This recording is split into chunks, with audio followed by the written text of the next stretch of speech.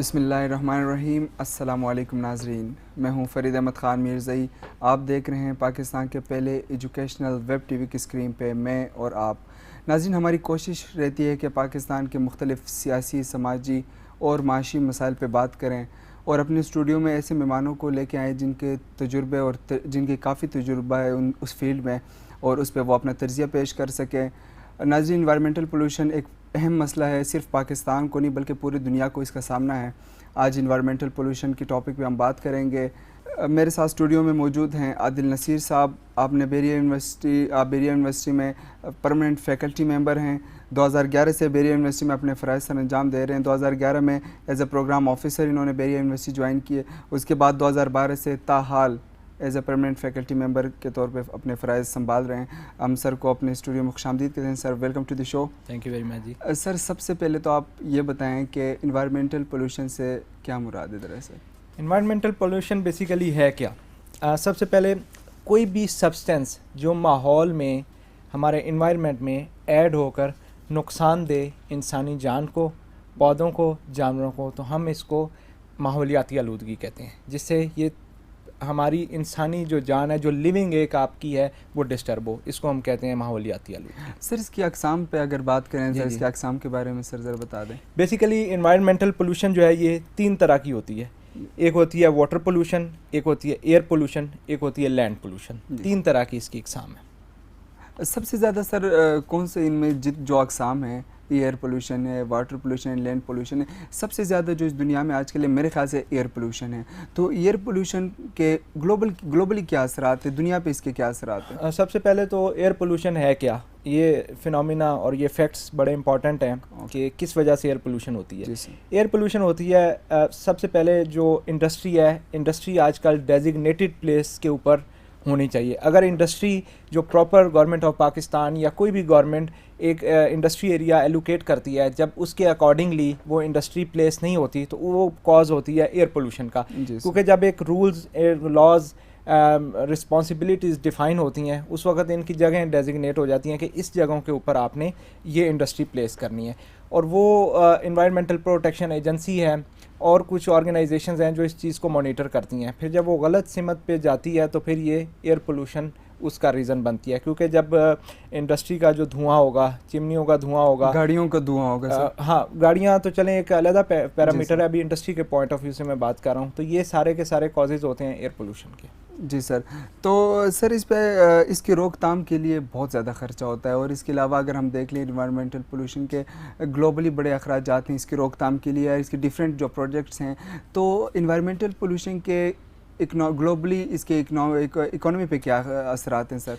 Globally जो है ना, इकोनॉमी इसकी डायरेक्ट लिंक करती है और इकोनॉमी डिस्टर्ब होती है जब एक इंडस्ट्री की वजह से एक पूरा इन्वायरमेंट ख़राब होता है। उसके सराउंडिंग एरिया में जिस कंपनी ने अपना बिज़नेस पाकिस्तान में शिफ्ट करना है, जब वो देखेगी कि इस एरिया में तो इन्वायरमेंटल पोल्यूशन है, किस वजह से कि यहाँ पे तो एक इंडस्ट्री चल रही है और गवर्नमेंट ऑफ पाकिस्तान ने वही आपको ब्लॉक एलोकेट किया है। जब वो ब्लॉक एलोकेट किया और उसमें ऑलरेडी पोल्यूशन है, तो जिस कंपनी ने अपना मेगा प्रोजेक्ट वहाँ पर स्टार्ट करना है, तो ग्लोबली वो कंपनी अपनी रिपोर्ट में लिखेगी और वो फिर एनवायरमेंटल प्रोटेक्शन एजेंसी को कहेगी कि ये जो है ना, ये हमें इश्यूज़ हैं यहाँ पे, और गवर्नमेंट ऑफ पाकिस्तान को वो एक लेटर लिखेगी, एप्लीकेशन लिखेगी कि इस जगहों के ऊपर हमारे लिए फिजिबिलिटी रिपोर्ट नहीं है हमारी इसमें, ठीक है। क्योंकि जो भी कंपनी पाकिस्तान आती है वो फिजिबिलिटी रिपोर्ट पहले सबसे पहले वो देखते हैं कि कितना इन्वायरमेंट जो है ना साजगार है उस इंडस्ट्री के लिए। तो फिर ये ग्लोबली जब इम्पैक्ट होगा तो फिर ये डायरेक्ट आपका इकोनॉमी का लॉस है, क्योंकि जिस कंपनी ने पाकिस्तान आके इन्वेस्टमेंट करनी थी, वो इन्वेस्टमेंट वो फिर पाकिस्तान में नहीं करेगी, वो फिर शिफ्ट करेगी चाइना,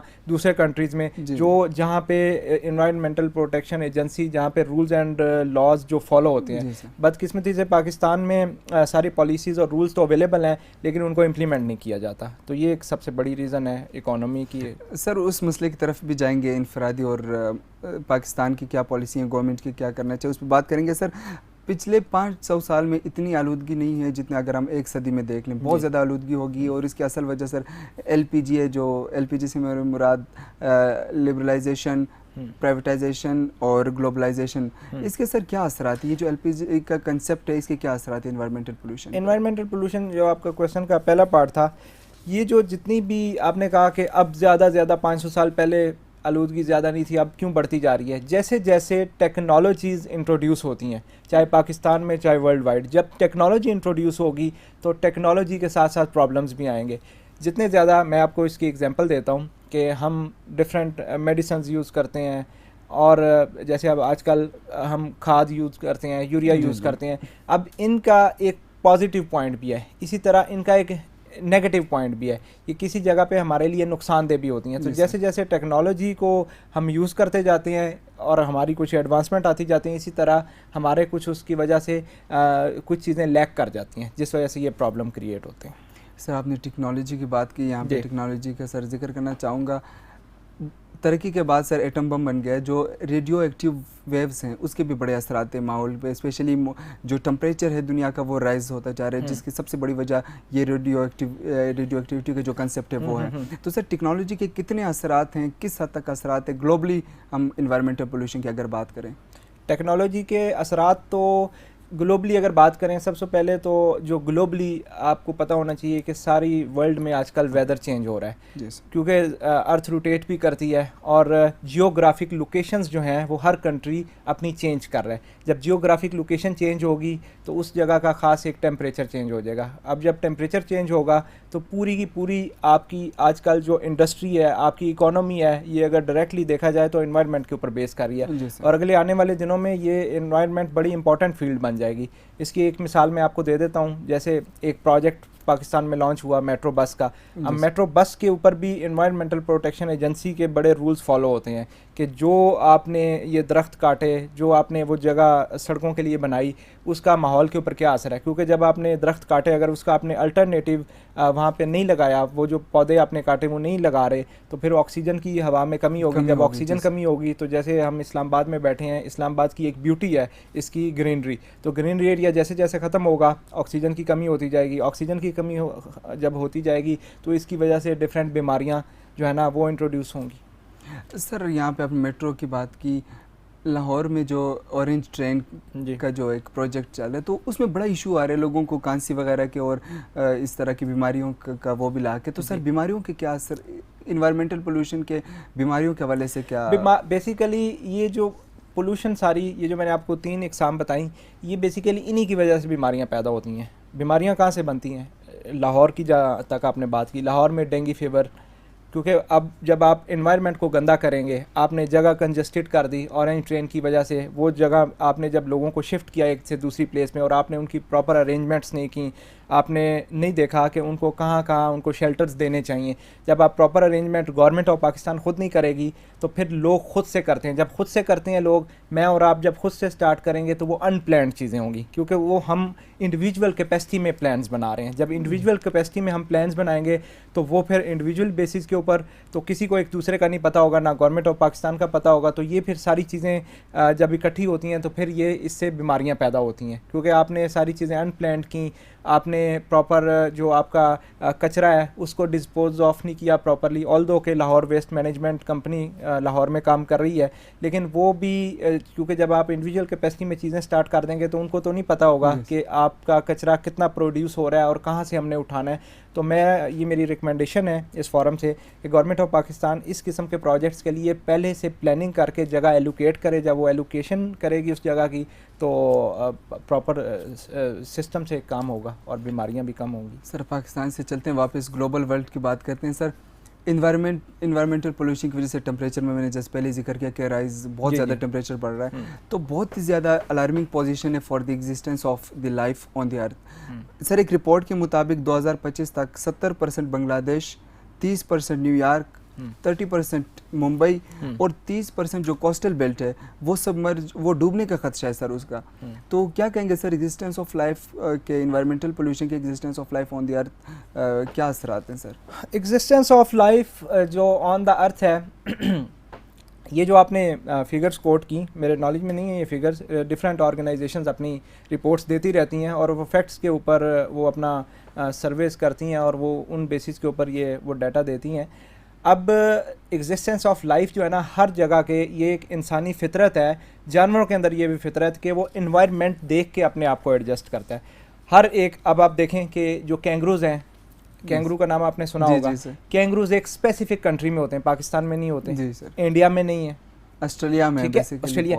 अब वो इन्वायरमेंट के अकॉर्डिंगली अपने आप को एडजस्ट करते हैं। इसी तरह की बहुत सारी आबी हयात है जो कि अपने आप को एडजस्ट करती है। कराची के साहिल पे वो आपको नहीं मिलेगी, लेकिन अगर कोई दूसरा आपको समुंदर उसमें देखें तो वो आपको उसमें पाई जाएगी। तो हर एक लाइफ जो है वो अपने आप को इन्वायरमेंट के अकॉर्डिंगली एडजस्ट करती है।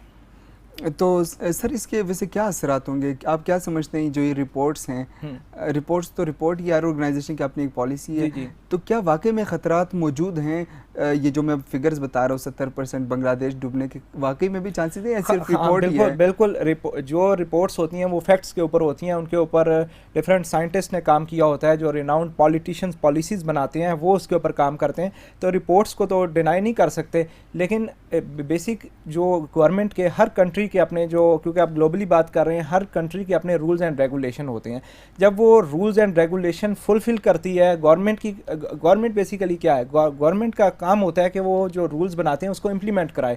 जब वो इम्प्लीमेंट कराएगी, चाहे वो पाकिस्तान हो, इंडिया हो, कोई और कंट्री हो, जब वो पॉलिसीज़ फॉलो की जाएंगी तो कोई भी प्रॉब्लम नहीं आपको फेस करना पड़ेगा। तो हमारा सबसे बड़ा जो फुकदान है वो यही है कि हम जब पॉलिसीज़ को फॉलो नहीं करेंगे तो फिर आपको आपके माशरे में ये बीमारियां भी आएंगी, आपका सिस्टम भी प्रॉपर सही नहीं चलेगा, आपका पूरे का पूरा इकोसिस्टम जो है वो कोलैप्स कर जाएगा, क्योंकि ये सारी चीज़ें डायरेक्ट इकोसिस्टम से रिलेटेड। जी सर, ऐसे ही है। सर पाकिस्तान की बात करें, जी मैं फिर सर रिपोर्ट की बात करूँगा। यहाँ पे 57,000 बच्चे जो हैं सालाना वो इन्वायरमेंटल पोल्यूशन से इफ़ेक्टेड हैं वो जी। तो सर, और इसके अलावा कराची, पेशावर, रावलपिंडी जो है वो टॉप 10 में मौजूद हैं जो मोस्ट पोल्यूटेड सिटीज़ हैं।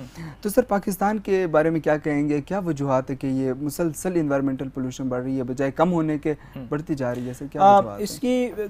इसके पीछे मल्टीपल रीजंस हैं। जो आपने सिटीज़ के नाम लिया, कराची का नाम लिया, पेशावर का, रावलपिंडी का, बेसिकली कराची में बहुत बड़ी पॉपुलेशन है। इसी तरह पिंडी में अगर आप इनकी लोकेशन देखें, इसके सैटेलाइट मैप्स देखें, इतना कंजस्टेड एरिया है। और जब एरिया कंजस्टेड है, आपने उसकी प्लानिंग, मैंने आपको स्टार्ट में भी कहा कि आपने प्लानिंग ठीक नहीं की। आप पिंडी का आप एरिया देखें, अगर उसमें स्टार्ट से जिस तरीके से इस्लामाबाद में, लाहौर में जो इनके अभी नए मॉडल सिटीज़ बने हैं उनकी प्लानिंग है, अगर ये प्लानिंग पहले से हुई होती तो फिर ये प्रॉब्लम्स आपको फेस नहीं करने पड़ते। अब जब आपका इंफ्रास्ट्रक्चर प्रॉपरली डिस्टर्ब है, डायरेक्ट ये इन्वायरमेंट के ऊपर डिपेंड करता है। इन्वायरमेंट आपका फिर डिस्टर्ब होगा, इन्वायरमेंट की वजह से आपकी आपको डिजीज़ का सामना करना पड़ेगा।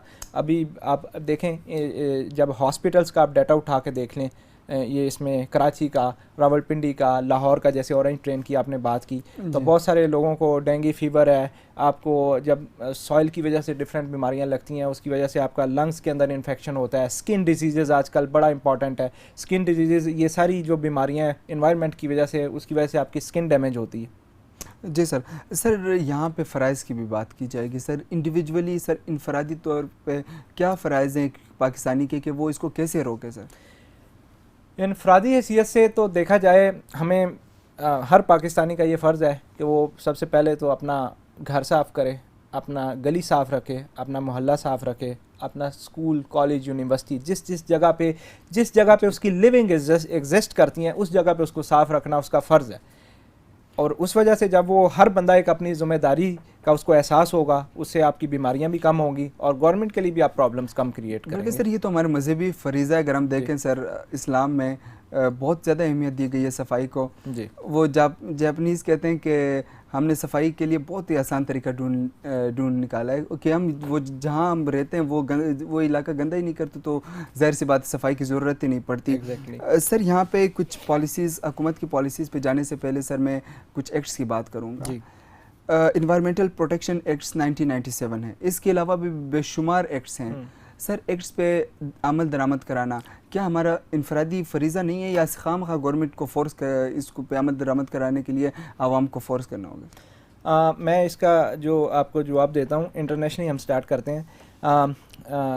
क्योटो प्रोटोकॉल्स, इसी तरह इन्वायरमेंटल प्रोटेक्शन एजेंसी, इसी तरह इस पे जो मिनिस्ट्री पाकिस्तान में, मिनिस्ट्री ऑफ क्लाइमेट चेंज, वो इसके ऊपर काम कर रही है। ये सारे पाकिस्तान सिग्नेटरी है बहुत सारी इंटरनेशनल ऑर्गेनाइजेशंस का जो कि पॉलिसीज़ बनाती हैं, और वो इंटरनेशनल ऑर्गेनाइजेशंस मेक श्योर करती हैं और मेक श्योर करवाती हैं कि ये जो जितनी पॉलिसीज़ बनाई हैं, हर कंट्री जो उसका मेंबर है, जो जैसे मैंने आपको बताया पाकिस्तान सिग्नेटरी है, कि वहाँ पे उसका अमल दरामद होना चाहिए। अब वो इन डॉक्यूमेंट तो ये सारी चीज़ें मौजूद होती हैं, लेकिन जब ऑन ग्राउंड आप आते हैं तो जो भी इलेक्टेड गवर्नमेंट आती है, ये उसका काम होता है, उसमें मिनिस्ट्रीज उसकी डिफाइन होती हैं। जैसे मिनिस्ट्री ऑफ क्लाइमेट चेंज है, उसकी रिस्पॉन्सिबिलिटी है कि जितने भी रूल्स उसने बनाए हैं या इंटरनेशनली आपने उसके ऊपर आप सिग्नेटरी हैं, तो आप उनको फुलफ़िल करें। जब आप उनको फुलफ़िल करेंगे तो फिर आपके जो माशरे के अंदर कोई मसाइल पैदा नहीं होंगे, ना इन्वायरमेंटली ना कोई डिजीज़ पैदा होंगी।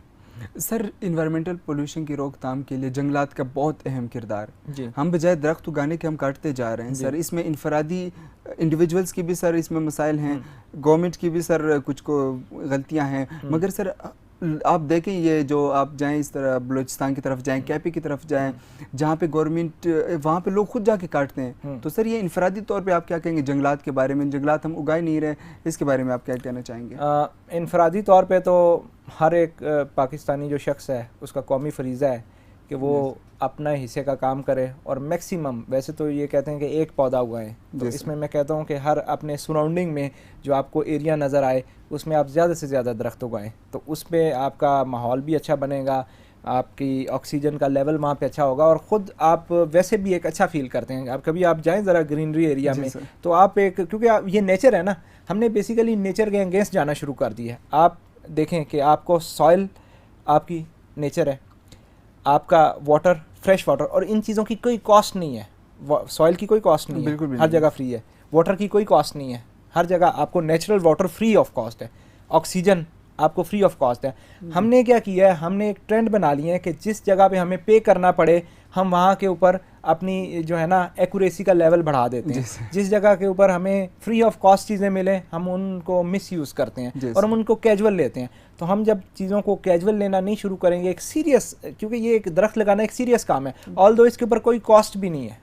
एक पौधा आपको किसी भी जगह से आप लें, मेरे ख्याल में एक छोटे लेवल का आपको जो पौधा है वो 15 रुपए में आपको मिल जाएगा। जी सर, ऐसे ही। ठीक है, अब उसको जब आप प्लेस करेंगे, अब उसका आउटकम देखें, जब वो दरख्त बनेगा उससे कितने लोगों को फ़ायदा होगा। मे बी वो एक फलदार पौधा हो, उससे कितने लोग उसका फल खाएंगे, उसके बाद उसके ऑक्सीजन सोएंगे जो काम करने वाले हैं। अगर आप किसी नॉर्मल लैंड पे वर्किंग एरियाज में लगा रहे हैं, लोग उसके नीचे बैठेंगे, तो ये एक इनफरादी आपकी जिम्मेदारी बनती है। बारिशों का सिलसिला इसके साथ बढ़ेगा और भी बिल्कुल पूरा इसका वो सर मुझे ब्रेक का कहा जा रहा है, ब्रेक लेते हैं, उसके बाद दोबारा आएंगे।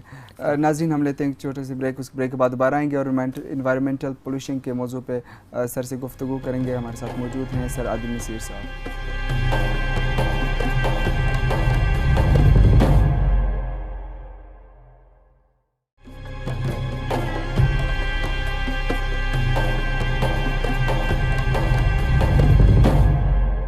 वेलकम बैक नाज़रीन, हम गुफ्तगू कर रहे हैं इन्वायरमेंटल पोल्यूशन के मौजू पे। मेरे साथ स्टूडियो में मौजूद हैं आदिल नसीर साहब। सर, ब्रेक पे जाने से पहले हम बात कर रहे थे सर जंगलात के बारे में। जी सर, हमारे जो स्कूल्स हैं, हम ग्रास रूट लेवल की बात करेंगे, वहाँ से क्यों बच्चों को ये नहीं सिखाया जाता कि आप दरख्त लगाएं? ये एक बहुत सर सीरियस इशू हमारे स्कूल्स में जो ये है, सिर्फ कोर्सेज तक हम महदूद हैं, इखलाकियात और बाकी जो सोशल हमारी रिस्पॉन्सिबिलिटीज़ ये हम नहीं सिखाते स्कूल्स में। सर, इस पर भी ज़रा गुफ्तगू करें। इसकी सबसे बड़ी रीज़न ये है कि आपके पूरे कंट्री में निसाब इक्वल नहीं है। आपके स्कूल्स जो है, एजुकेशन सिस्टम ये 2 से 3 हिस्सों में बटा हुआ है। जब आपका एजुकेशनल सिस्टम 2 से 3 हिस्सों में डिवाइड हुआ है, तो फिर ना तो असातिज़ा जो हैं स्कूलों में पढ़ा रहे हैं उनको पता है कि हमारा विज़न क्या है, क्योंकि जब आपकी चीज़ें 2-3 हिस्सों में डिवाइड होंगी, आपकी जो नेशन है उसका विज़न नहीं बनेगा। जब विज़न नहीं होगा, कोई मिशन नहीं होगा, तो आप एक अंधों की तरह चलते जाएंगे, तो फिर उस पर जो आप स्टूडेंट्स हैं, जो आपका नेशन है, आप उसको कुछ नहीं सिखा सकेंगे। तो मैं समझता हूँ कि सबसे पहले जो पीटीआई की जो गवर्नमेंट है वो भी इसके ऊपर बात करती है, और भी दूसरी पॉलिटिकल पार्टीज़ का इसके ऊपर यही मौक़िफ़ है कि निसाब जो है वो पूरे कंट्री में सेम होना चाहिए। जब सेम होगा, आपकी पॉलिसीज़ बनेंगी, आपके हर एक बच्चे, कौम के बच्चे, कौम की बच्ची को ये पता होगा कि हमने एक पौधा उगाना है, हमने 2 पौधे उगाने हैं, साल में इतने पौधे लगाने हैं। और बच्चे जो हैं वो जाके घरों में गाइड करते हैं। छोटे बच्चे, अगर आप उनसे डिस्कशन करें, वो जाके घरों में बताते हैं कि आज हम ये सीख के आए हैं।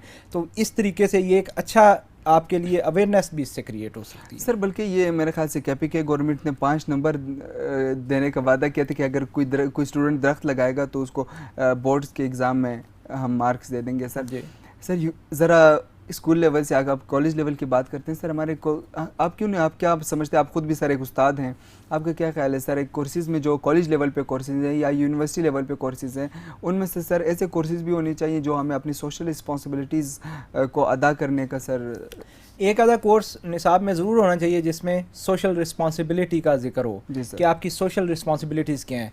मैं इसके ऊपर थोड़ा सा आपको बता देता हूँ। यूनिवर्सिटी लेवल पे तो अभी HEC हायर एजुकेशन कमीशन ने ये मेक श्योर किया है कि कम्युनिटी सपोर्ट प्रोग्राम ये हमने स्टूडेंट्स को कराना है, और ये मेरे ख्याल में 3 या 6 क्रेडिट आवर का एक कोर्स है जिसमें आपका डिग्री के लिए ये कंपलसरी रिक्वायरमेंट है कि आपने सोशल रिस्पॉन्सिबिलिटी आपको पता होनी चाहिए। उसमें मुख्तलिफ एक्टिविटीज़, ये मैंने ख़ुद भी, मेरी एक ऑर्गेनाइजेशन है all Pakistan geo scientist association, उसके थ्रू भी मैंने ये बहरिया यूनिवर्सिटी के लिए प्रोग्राम किया। इसके अलावा इसी ऑर्गेनाइजेशन ने और यूनिवर्सिटीज़ के लिए भी किए हैं। उसके अंदर हम बच्चों को सिखाते हैं कि आपने कितने पौधे लगाने हैं, आपने माहौल को साफ़ कैसे रखना है, और आपकी क्या सोशल रिस्पॉन्सिबिलिटीज़ होनी चाहिए। और इसी के साथ जो इंडस्ट्री है, मैं इंडस्ट्री की भी यहाँ बात करना चाह रहा हूँ। इंडस्ट्री जो है, इंडस्ट्री का तो ऑलरेडी पूरे का पूरा एक डिपार्टमेंट होता है सोशल रिस्पॉन्सिबिलिटी का, उसका वो नाम से होता है सोशल कॉर्पोरेट रिस्पॉन्सिबिलिटी। तो वो उनके प्रैक्टिकली एक फ़ंड्स एलोकेट होते हैं जो वो फ़ंड्स डिस्ट्रीब्यूट करते हैं सोशली कि लोगों को किस तरीके से फ़ायदा हो। फॉर एग्जांपल OGDCL एक कंपनी है, उनका किसी जगह पे रिग लगा हुआ है, तो उसके जो सराउंडिंग एरिया में है वो कैसे इन्वायरमेंट को साफ़ रखना है, ये प्रॉपर उनकी पॉलिसी होती है और वो फ़ंड्स एलोकेट करते हैं। सर आपने बहुत सारे डिबेट्स मुनक़िद करवाएं specially in the topic of environmental pollution. Sir आपको वहाँ से क्या मिला, लोगों का क्या ख्याल है इन्वायरमेंटल पोल्यूशन के बारे में, या इस मसले को हल करने में, आवाम की बात कर रहा हूँ सर, कितनी सीरियस है आवाम? सबसे पहले तो मैं आपके सवाल की तरफ जाता हूँ कि मैंने कितने इसके ऊपर मल्टीपल मैंने सेमिनार्स अरेंज कराए जिसमें रिनाउंड जो साइंटिस्ट हैं पाकिस्तान के, for example Pakistan meteorological department, उधर से डॉक्टर अजमत हयात खान है, डॉक्टर मोहम्मद हनीफ, ये वो लोग हैं जिन्होंने पाकिस्तान में एक इनका नाम है इस फील्ड के अंदर। इन लोगों को बुला के हमने डिफरेंट अवेयरनेस सेशन करवाए जिसके अंदर हमने बहरिया यूनिवर्सिटी के स्टूडेंट्स, मल्टीपल यूनिवर्सिटीज़ के स्टूडेंट्स को इन्वाइट किया, और उनकी इन्विटेशन के बाद हमने गेस्ट जो स्पीकर थे उन्होंने अवेयरनेस लोगों के लिए क्रिएट की कि ग्लोबल एनवायरनमेंट क्या है, ग्लोबली चेंजेस क्यों आ रही हैं, कैसे आ रही हैं, इनकी रोकथाम के लिए क्या क्या इकदाम होने चाहिए इंडिविजुअल लेवल पे, गवर्नमेंट लेवल पे, यूनिवर्सिटी लेवल पे, स्कूल लेवल पे। तो इसके ऊपर मल्टीपल हमने प्रोग्राम्स किए हैं और इंशाल्लाह आगे भी हम बहरिया यूनिवर्सिटी के फोरम से, और ये जो आपका BUTV है ये भी अब तो कवरेज करता है, तो हम इसके तवस्सुत से हम इस तरह के प्रोग्राम्स फ्यूचर में भी हम करवाएंगे। सर आप बहरिया यूनिवर्सिटी में अर्थ एंड एनवायरमेंटल साइंसेस के फैकल्टी मेंबर भी हैं sir. Earth and environmental sciences Bahria university की बात कर रहा हूँ सर, इन्होंने कोई एक्टिविटी अरेंज करवाई है स्पेशली एनवायरमेंटल पोल्यूशन के बारे में? जी बिल्कुल। अब एनवायरमेंटल पोल्यूशन जो है, हमने बहुत सारी जगहों पे जाके कचरा मुहिम की, जिस जगह से हमने कचरा उठाया जिसकी वजह से एनवायरनमेंट साफ़ हुआ। उसके अलावा एक ऑर्गेनाइजेशन है, मैं हर साल उसको रिक्वेस्ट करके उनसे हम कहते हैं कि हमें पौधे लगा के दें। उसमें प्रो रेक्टर और यूनिवर्सिटी की जो टॉप मैनेजमेंट है, नेवल की एडमिनिस्ट्रेशन यूनिवर्सिटी की, उसको भी हम इन्वॉल्व करते हैं और वो बड़ा सपोर्ट करती हैं इस सिलसिले में। और हम ये जो आपका कैंपस है XC कैंपस, इसकी राइट साइड पे यूनिवर्सिटी की जो पार्किंग एरियाज़ हैं, ग्रीन बेल्ट हैं, इसके ऊपर हमने बहुत सारे पौधे लगाए हैं जिसकी वजह से एक यूनिवर्सिटी का भी सॉफ्ट इमेज अच्छा होता है, और दूसरा ये कि बीइंग आ पाकिस्तानी हमारी जो रिस्पॉन्सिबिलिटी है, कौमी फरीज़ा भी है, तो हम ये वक्तन फ़वक्तन हमारा department earth and environmental sciences इस किस्म की एक्टिविटीज़ करवाता रहता है। सर अब आते हैं हुकूमत की पॉलिसीज़ की तरफ। हुकूमत पाकिस्तान की क्या पॉलिसीज़ हैं सर? सबसे पहले हम इसकी पॉलिसीज़ पे बात करेंगे, फिर किस हद तक सीरियस है सर गवर्नमेंट इस मसले को हल करने के लिए? जी, गवर्नमेंट ऑफ पाकिस्तान, कोई भी गवर्नमेंट उसकी कोशिश होती है कि वो मैक्सिमम परफॉर्म करे। गवर्नमेंट के अगर लेवल पे आप देखें, उनकी 100% डिलीवर, क्योंकि वो उनकी सस्टेनेबिलिटी डिलीवरी के ऊपर होती है, डायरेक्टली प्रोपोर्शनल है sustainability of government with their performance. जब वो परफॉर्म करेंगे तो उनकी परफॉर्मेंस का तो उनको होता है कि 100% हो, लेकिन ये जो निचले लेवल पे जो लोग काम कर रहे होते हैं, ये जो वीकनेस होती है उस लेवल पे आती है। अब मैं आपको इसकी एक एग्जांपल दे देता हूँ। जो इस्लामाबाद की, मैं और इस्लामाबाद की एक एग्जांपल देता हूँ। इस्लामाबाद में CDA कैपिटल डेवलपमेंट अथॉरिटी जो है वो पूरे का पूरा वो मैनेज कर रहा है। उसका एक विंग है मेंबर एनवायरनमेंट। जी सर। चेयरमैन के नीचे हायरार्की होती है, डिफरेंट मेंबर्स होते हैं। तो मेंबर एनवायरनमेंट रिस्पॉन्सिबल है इस्लामाबाद की ब्यूटी का भी, कि ग्रीनरी उसमें कितनी होनी चाहिए, पौधे कितने लगने चाहिए। तो हर साल हमारी एक ऑर्गेनाइजेशन है जो मैंने आपको बताया APGA, वो एक साथ मिल के यूनिवर्सिटी के, बहरिया यूनिवर्सिटी के लोग उसमें इन्वॉल्व होते हैं। हम हर साल शजरकारी मुहिम करते हैं। जी सर। अब वो जगह जगह पे हम पौधे लगाते हैं। तो गवर्नमेंट की सीरियस का तो आपको यहीं से अंदाज़ा हो जाना चाहिए कि गवर्नमेंट सीरियस होती है, लेकिन ये सिर्फ उन एरियाज़ में जहाँ पे मीडिया होता है, जहाँ पे कवरेज उनको मिले, जहाँ पे उनका पूरा प्रोजेक्ट पता लग जाए कि जी लॉन्च हो गया, और फंड्स भी उनको उसी हिसाब से मिलते हैं। अब ये फंड्स जो एलोकेट होते हैं ये पूरे पाकिस्तान के लिए होते हैं, ना कि सिर्फ इस्लामाबाद के लिए या उन एरियाज़ में जहाँ पे मीडिया कवर करे। इस जगह के ऊपर तो प्राइम मिनिस्टर भी आ जाते हैं, आपके मिनिस्टर भी आ जाते हैं, या मिनिस्टर ऑफ कैट के मिनिस्टर हैं वो भी आ जाते हैं, CDA का चेयरमैन तारिक फजल चौधरी वो भी ऐसी। लेकिन जो आपका बाकी, आप क्योंकि गवर्नमेंट होती है पूरे पाकिस्तान के लिए, वो सिर्फ एक छोटे शहरों के लिए नहीं, बड़े शहरों के लिए नहीं होती। तो चाहिए ये गवर्नमेंट को कि वो सीरियस उनका तब हों कि वो जो बाकी एरियाज़ हैं, फैसलाबाद है, कराची के एरियाज़ हैं, पूरी की पूरी जो उनकी पॉलिसीज़ हैं वो सस्टेन करें और हर जगह के ऊपर उनकी पॉलिसीज़ इक्वली डिस्ट्रीब्यूट हों।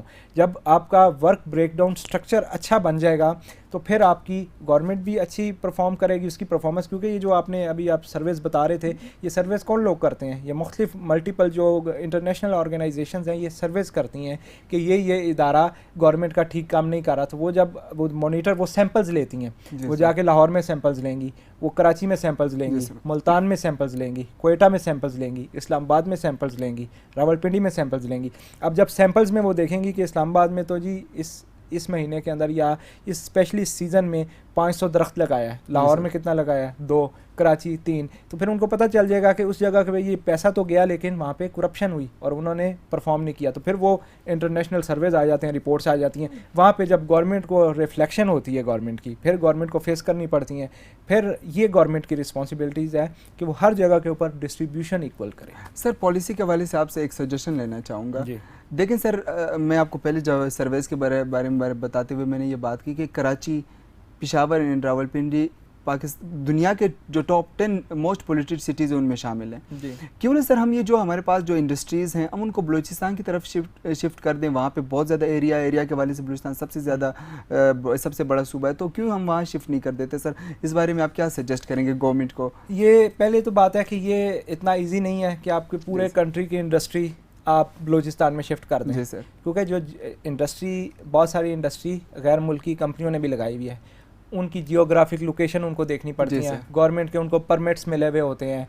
आपके डिफरेंट जो पाकिस्तान की लोकेशन है इसमें ब्लॉक्स में इसको डिवाइड किया होता है, तो वो जो ब्लॉक्स हैं वो प्रॉपर एलोकेशन का प्रोसेस होता है। तो ये बिल्कुल पॉसिबल नहीं है कि आप इंडस्ट्री को बलूचिस्तान में शिफ्ट कर दें। हाँ, कुछ नई इंडस्ट्री है जो आप लगाना चाहें जहाँ पे आप देखें कि उनका वेस्ट, क्योंकि आपने इंडस्ट्री खाली लगानी नहीं, आपने उसकी वेस्ट मैनेजमेंट है। आपका आज का प्रोग्राम का टाइटल भी पोल्यूशन के ऊपर है, तो वेस्ट मैनेजमेंट बड़ा इंपॉर्टेंट है कि आपने वो वेस्ट को डिस्पोज कहाँ करना है। अब बलूचिस्तान में आप इंडस्ट्री अगर लगा लें तो आप वेस्ट उसकी कहाँ करेंगे? मे बी कुछ वेस्ट ऐसा है जो आपको डायरेक्ट समुद्र में डालना पड़ता है, आपको उसको डिस्पोज ऑफ करना पड़ता है। तो ये सारे पैरामीटर्स आपको देख के इंडस्ट्री लगानी पड़ती है।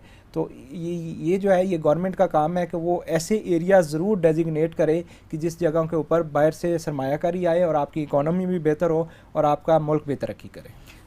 सर आप आज हमारे शो में आए हैं BUTV ने, मैं नाजरीन को भी बताते चलूँ, नाजरीन BUTV दरअसल बहरिया यूनिवर्सिटी इस्लामाबाद का एक TV चैनल है जो उन्होंने स्टूडेंट्स को शार्प करने के लिए और मीडिया में लाने के लिए उनकी एक काविश है। सर आप इस बारे में क्या कहेंगे? बहरिया यूनिवर्सिटी ने जो ये चैनल लॉन्च किया है, हमारी कोशिश रहती है कि जितने भी अहम सोशल इशूज़ हैं उनको नाजरीन तक पहुँचाए। सर आप BUTV के बारे में क्या कमेंट करेंगे?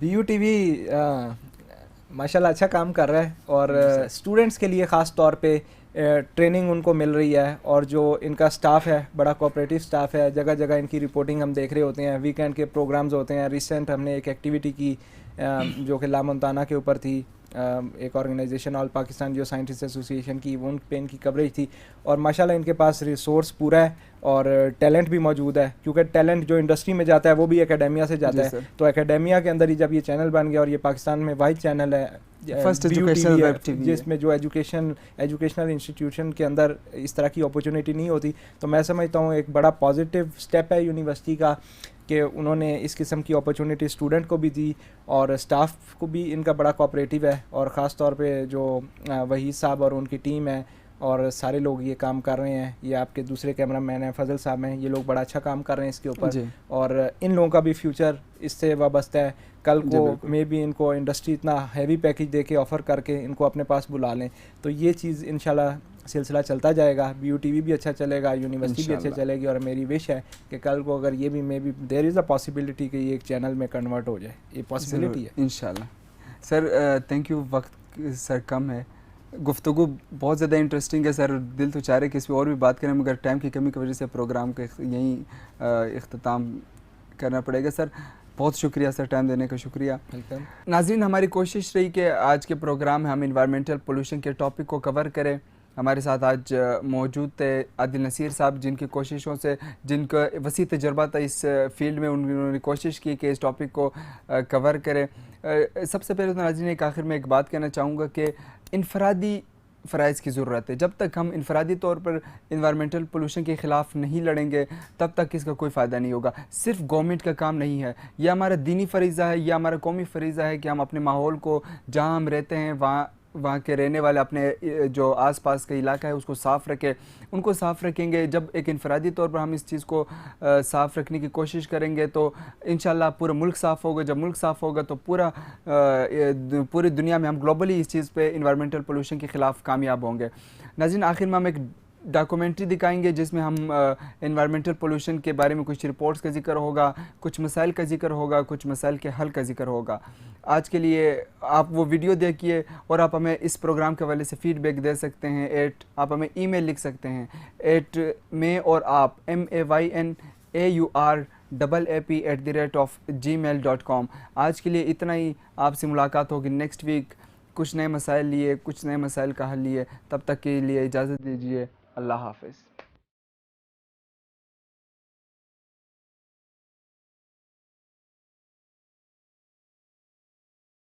We are living in a new world, a world where human behavior is destroying every foundation of existence on earth.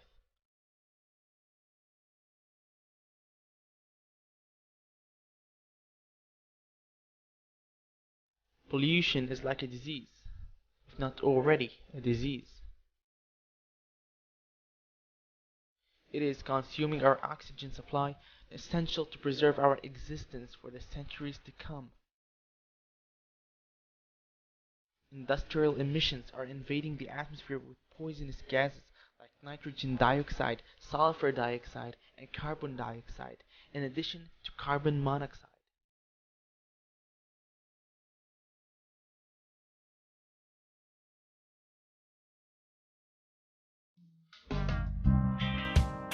Modern lifestyles mean that we are all directly or indirectly responsible for much of the pollution you have just seen. Here are the 3 primary sources of air pollution. We can decrease air pollution by reducing the number of thermal power stations, increasing solar or wind power, planting more trees, and reducing the quantity of vehicles and factories. Harnessing the power of the sun, wind, and water can give us cleaner alternatives to thermal power production. All these alternative sources give us clean and green fuel generated from renewable sources. But even the cleaner sources have their own disadvantages. We can use biodiesel, compressed natural gas, or electricity derived from alternative sources to power our vehicles instead of conventional petrol and diesel. Even unleaded petrol is itself a cleaner alternative to regular petrol.